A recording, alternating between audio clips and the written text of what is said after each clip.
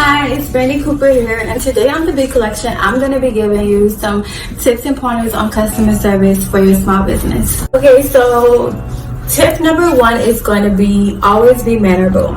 Always say hi, how you doing, thank you, I appreciate you, just things of that nature, because at the end of the day, customers are just people and they want to know that the place where they're spending their money where respects them and values their business. There may even come a time where a customer is mad because they're not happy with your service, and off rip, what you want to do is say, I apologize, because perception is reality. And just that small sentence of I apologize can really take that conversation a completely different route. So always be mannerable.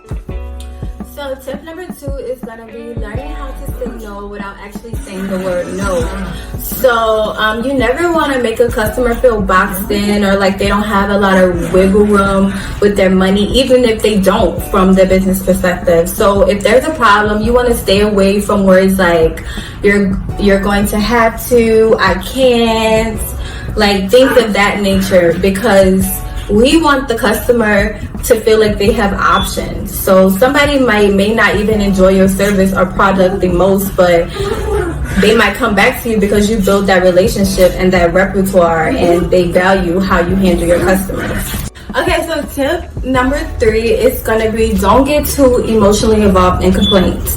I know sometimes when you start your small business, you put a lot into it and you're working really hard, and then you just have a customer that comes to you and they're not happy and they're being kind of nasty with you. Do not take it personal, because we never want to go tit for tat with our customers, because it's never gonna end well. Start off with phrases like saying, I completely understand how you could be mad. I totally get this from your point of view. Things of that nature. Because you want to make a customer feel like you care. Even if you don't end up being able to accommodate their needs 100%, they're going to appreciate that you just didn't tell them, oh, well, I can't do anything, bye. We don't want to do that. We want to create longevity with customers and keep them coming back to you. Okay, so tip number four is going to be always stand by your word. Like, as a business owner, your word has to be bond. If you're representing your company or you have other associates representing your company, always represent it well. Let's say you sell hair and you guarantee that this hair is no shed, no tangles, no any of that. If a customer comes back and they said this hair is shedding, you need to fix it, because that takes away from your credibility. And bad news spreads faster than good news. Somebody might not remember who I told them to go to who's good, but they'll say, oh, I know for a fact Brandy said never go to her because she's horrible. So you don't want to have that type of energy over your business. In every interaction, you want to be very grateful, because you don't know if somebody's spending their last dime with you just to support you. So you need to have grateful and appreciative energy at all times.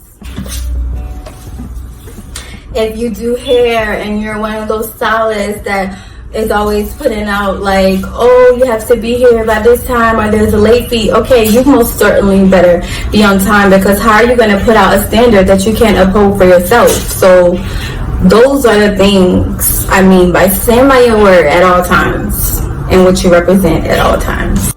Okay, so my last and final tip number 5 is going to be always come from a place of service. It's very important to come from a place of service, because when you're doing that, you get lost in that. You're just wholeheartedly, genuinely trying to help someone, trying to get information to someone, just trying to make their day run smoother. And you can see that. I know when you're first starting out a small business, it can be very tedious and you put a lot of time, effort, and money into it, and you're just trying to make all that money back. But don't rush it and don't force it, because money is just a circulation, and whatever you put out, you'll get back in. People who support you, show them love too. Give them complimentary things sometimes. Give them discounts, because I promise you they're going to appreciate that, and they're going to keep coming back to you, and it will keep on being a circulation of money. So that's going to be all my tips for today, and I hope you enjoyed this video. Bye.